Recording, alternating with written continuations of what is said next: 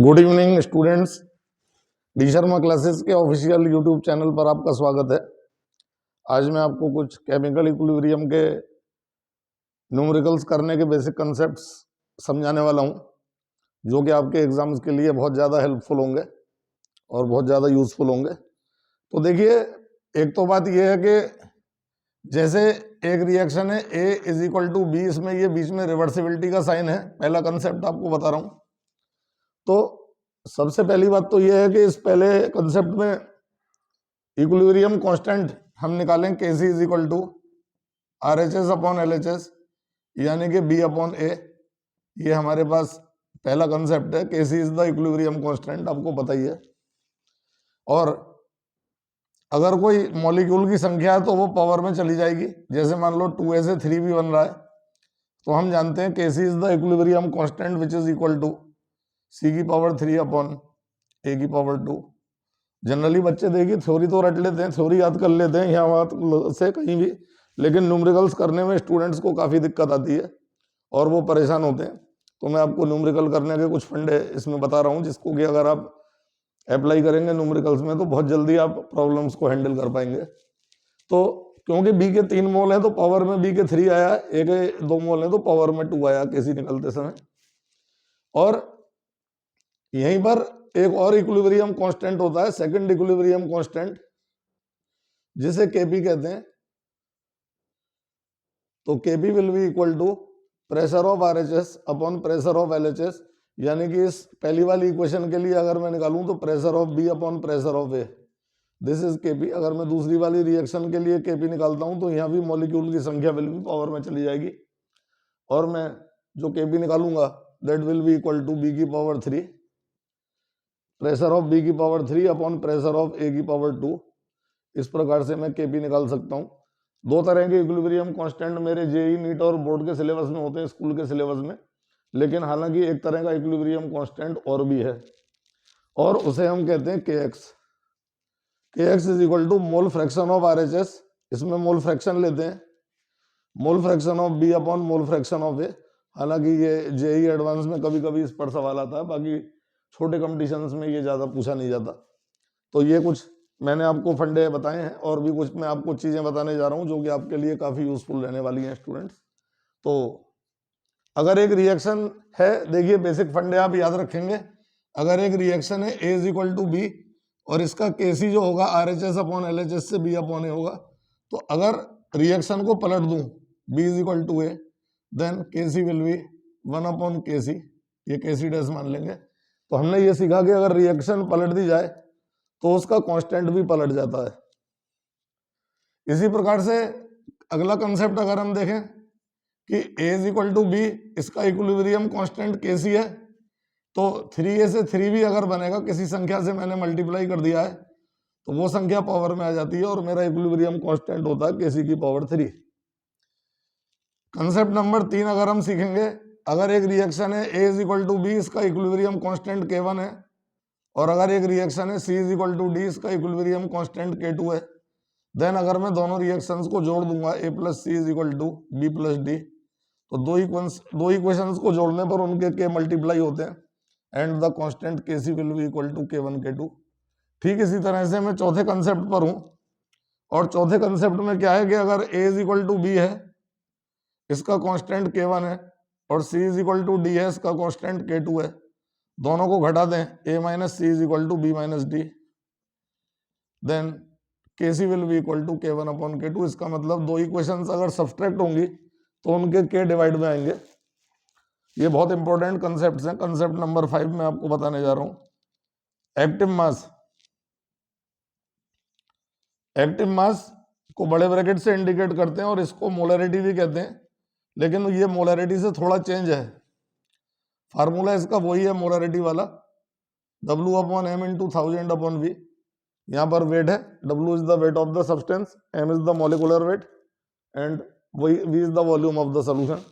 लेकिन अगर किसी सोल्यूशंस में हम एक चीज घोलते हैं सॉल्वेंट के अंदर, we dissolve only one thing, जैसे पानी में NaCl घोला है तो उस केस में हम मोलरिटी निकालते हैं।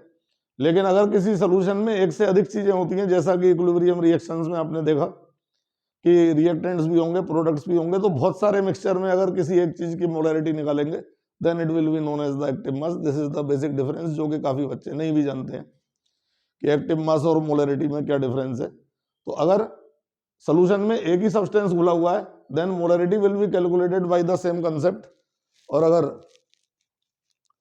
एक से अधिक चीजें इक्विलिब्रियम में हैं, जैसे कि एक से अधिक चीजें मिक्सचर में मौजूद हैं, तो उस केस में जो molarity of the individual substance है उसे एक्टिव मास कहते हैं।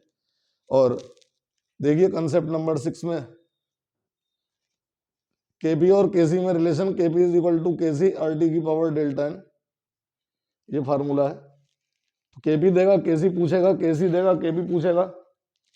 आर की वैल्यू हम लेंगे 0.0821 and T is equal to temperature in kelvin, T is equal to temperature in kelvin. Delta n क्या है? Delta n is equal to product के गैसियस मोल, प्रोडक्ट के गैसियस मोल माइनस रिएक्टेंट के gaseous mole, ये delta n है। Reactant के gas mole, सिर्फ gas के मोल ही लेंगे। और केपी देगा तो केसी पूछेगा, केसी देगा तो केपी पूछेगा। तो मान लीजिए एक रिएक्शन आपको दिया है N2 + 3H2 is equal to 2NH3। तो यहां पर अगर Kp इज इक्वल टू 0.029 है और मुझसे केसी मांग रहा है एट 700 केल्विन, देन मैं इस फार्मूले का इस्तेमाल कर रहा हूं, देखिए आपके सामने। तो Kp इज इक्वल टू 0.029, केसी मुझे निकलवाना है। आर की वैल्यू मैं जानता हूं 0.0821, टेम्परेचर केल्विन में 700 है, और इसकी पावर जो डेल्टा एन है, डेल्टा एन मतलब प्रोडक्ट के मोल माइनस रिएक्टेंट के मोल, यानी कि 2 माइनस रिएक्टेंट के मोल हो गए 4। यहां से मैं सॉल्व करके केसी निकाल लूंगा और वही मेरा आंसर होगा। तो देखिए बहुत इंपॉर्टेंट कंसेप्ट है, केपी देगा केसी पूछेगा, केसी देगा केपी पूछेगा, तो हम आराम से निकाल सकते हैं। अब देखिए कुछ और कंसेप्ट आपको मैं बताने वाला हूं, ध्यान से देखिए कि अगर A is equal to B है और इसका केसी है 2, तो आपसे कहेगा बताइए किसका कंसेंट्रेशन ज्यादा है, बी का या ए का। तो KC will be 2 is equal to b upon a. It is quite clear that b is greater than a, तभी के की वैल्यू 1 से ज्यादा आएगी। और अगर मुझे कंसेप्ट दे रहा है कि a is equal to B, इसका केसी मुझे दिया है 9 × 10 की power -9, it is very very small, then मुझसे पूछता है बड़ा कौन है, KC will be equal to b upon a. It is quite clear that a is greater than b, क्योंकि दोनों का जो रेशियो है वो बहुत कम आ रहा है। दूसरी बात यह कि अगर मोल्स एट इक्विलिब्रियम दिए अगले कंसेप्ट में, concept next, moles at equilibrium दिए हुए हैं, तो केसी कैसे निकलेगा? देखिए अगर दोनों तरफ मोल इक्वल है, 1 1 है, और इसके 6 मोल दे रखे हैं इक्विलिब्रियम में, इसके 4 मोल्स आर इन इक्विलिब्रियम,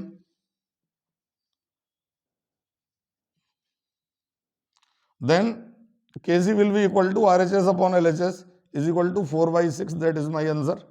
लेकिन हम ये देखेंगे कि अगर दोनों तरफ मोल अलग अलग हैं, यहाँ पर 3 मोल है, यहाँ पर 2 मोल है, और इसके 6 मोल, इसके 4 मोल इक्विलिब्रियम में है, आर इन इक्विलिब्रियम, देन ऐसे Kc डायरेक्टली नहीं निकलेगा। पहले वॉल्यूम से डिवाइड करेंगे, मोल्स पर लीटर करेंगे पहले, and volume of the container से डिवाइड करके then Kc will be calculated RHS upon LHS, and that will be equal to 4 upon v की पावर 3 upon 6 upon v की power 2, that is my answer। इस प्रकार से हम equilibrium के थोड़े से कंसेप्ट सीख रहे हैं न्यूमेरिकल करने के लिए, जो कि बहुत आवश्यक है।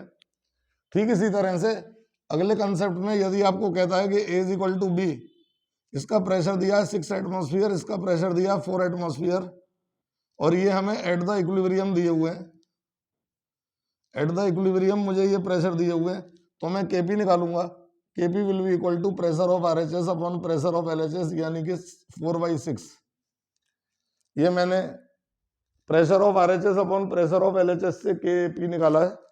और अगर इस रिएक्शन में भी कुछ कोफिशिएंट्स दिए हों, जैसे कि मुझे दिया हुआ है, मान लीजिए कि A is equal to 2A is equal to 3B, और इनके इक्विलिब्रियम प्रेशर दे रखे हैं जो कि 6 एटमॉस्फेयर एंड 4 एटमॉस्फेयर हैं, then Kp will be equal to pressure of RHS 4 की पावर 3 अपॉन 6 की पावर 2। मॉलिक्यूल की संख्या विल भी पावर में चली जाएगी, प्रेशर में भी केपी निकालते समय भी मॉलिक्यूल की संख्या पावर में जानी है। तो आप ये देख पा रहे होंगे मैं कुछ आपको न्यूमेरिकल अच्छे से कंसेप्ट न्यूमेरिकल करने के सिखा रहा हूँ। अब मान लीजिए इनिशियल मोल दिए हैं, जैसे कि मान लीजिए ये बहुत इंपॉर्टेंट कंसेप्ट है और अगर इसे आप करते हैं तो आपका बेस काफी क्लियर हो जाता है। अब हमें इनिशियल मोल्स आर गिवन